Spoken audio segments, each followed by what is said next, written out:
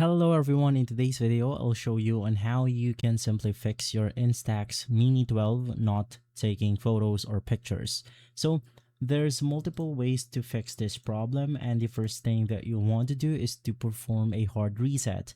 Basically, it's extremely simple.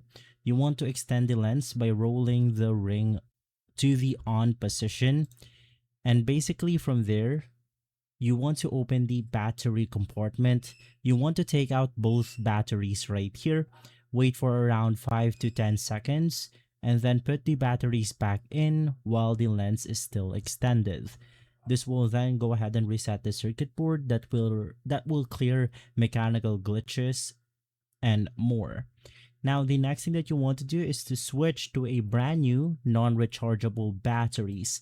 Many Instax users report that the camera is highly sensitive to battery voltage. So even brand new heavy duty or rechargeable batteries, which output slightly less voltage, can fail to eject the film properly.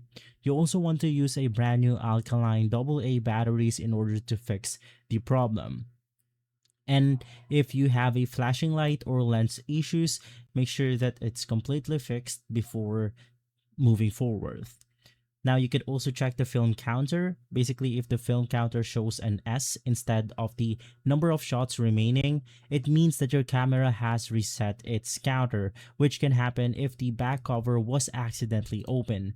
So when this happens, or if you still have the film in the camera will try to eject a dark sleeve, basically a black plastic shield. To fix this, you want to press the shutter button once to eject the leftover dark sleeve, and your remaining pictures should then print normally, though the first shot will be wasted. And so guys, if this video has been helpful, leave a like, subscribe, and follow us for more videos like this. Thanks for watching.